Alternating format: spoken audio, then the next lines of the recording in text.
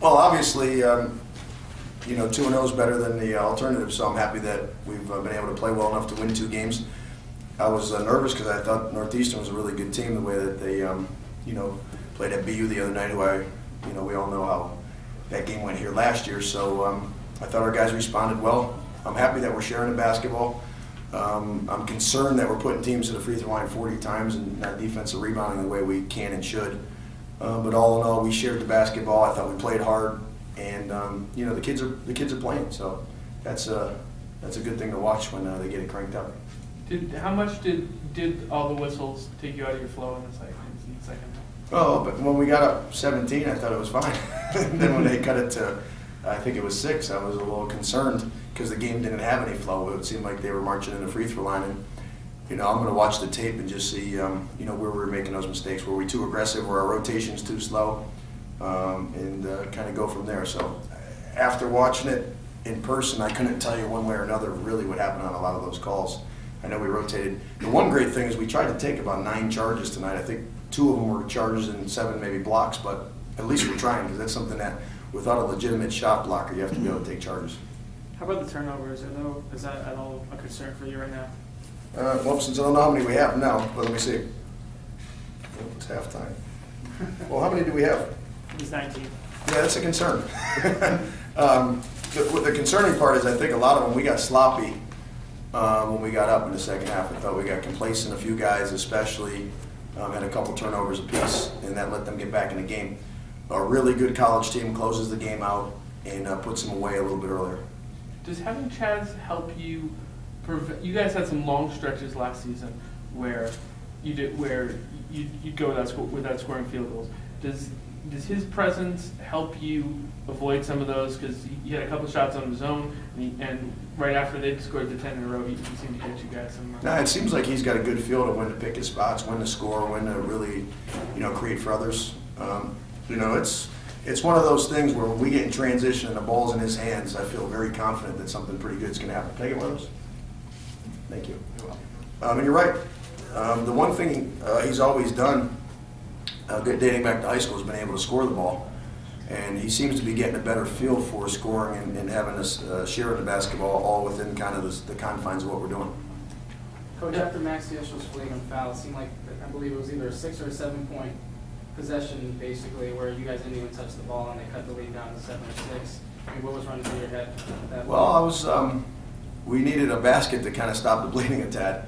I was getting, I don't want to say nervous, but I could feel the game was kind of getting to the point where we needed to make some plays, and I thought we made a few good plays to give us a little bit of a cushion at that point. So it was a tough call. You know, Max, I thought he went for the ball. They're calling that a little bit tighter this year around the head area, so it was one of those things. 20 turnovers is a lot, but the way you guys are playing the up-tempo game, and you were +1 in the turnovers, you say at 21. Is there a number that you have, or is that kind of not practical? Ron, honestly, I haven't thought about that. And as you bring it up, maybe I will. No, I'm not saying you should. I'm saying because you're playing faster is part of the trade-off for that the turnovers might be a little They may be a little bit higher. I thought quite a few of them were sloppy and unforced to a certain extent, and driving the ball to places that there was nothing there. Even in the first half, we drove the ball to the paint, and there was 4 guys in there. Where are you going? And so I may break out every turnover from our tape and show them to the guys to say, if you want to be a good basketball team, this cannot happen. You talk a little bit about the quick start and how that got you guys going there. Yeah, it was good. I mean, you know, when you're at home and you're pressing and playing up tempo, I think you got to get off to a good start. The crowd got into it, people were cheering, and you know, we made some good plays. But really, it was our defense. I thought defensively we locked down and made the game hard on them. I was a little concerned about the kid Smith, Joel Smith, that I didn't want him to get going. If we pressed for them to hit up the floor and him to make some shots, because he was the guy that I thought was capable of going for 25 or 30 and really doing damage to UMass. You talk about the start that TV has gotten off to. It's certainly got to be welcome after. True, it's rewarding for him as a player, for me as a coach, because last year was tough for him. You know, he was fighting through some injuries. The game wasn't coming real easy to him. He never really got in a rhythm. And what he did, instead of pouting and making excuses, he worked his tail off over the summer, through preseason, and really has been our hardest working guy, or one of the 2 hardest working guys in our team. And it's funny, when you work hard, sometimes success follows. And I think he's gonna have a great year. And his attitude has been as good as it's been since he's been here. So all in all, I'd say he's really maturing and getting older.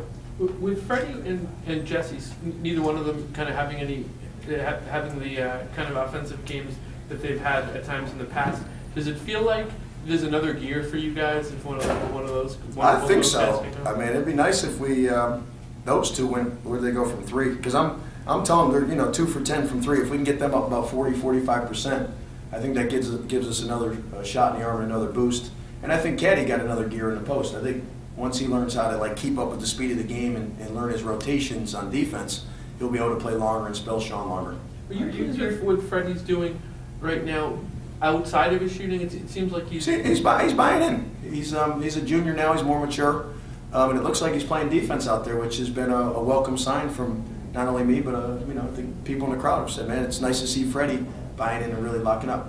Are you satisfied the shots aren't all falling the threes, but are you satisfied with the shot selection from out there? I think the shot selection's been pretty good. Yeah, I would say yes, absolutely. I'm trying to really worry about shot selection a little less this year. I'm worried about our team sharing the ball, playing harder. And I'm not sure if tonight I said one time that was a bad shot to anybody.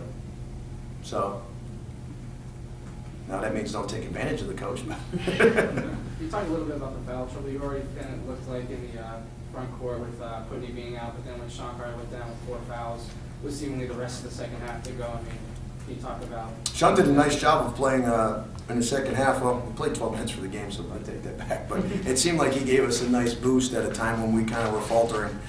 Listen, to have a fifth-year senior on the floor, they just know where they're supposed to be. They know what to do. You know, he slid his body in a few times. They missed shots. He got the rebounds. And I thought him coming back in really helped solidify the win.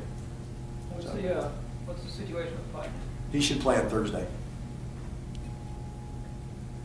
Anything else, guys? Thank you. Thanks, guys. Thank you very much.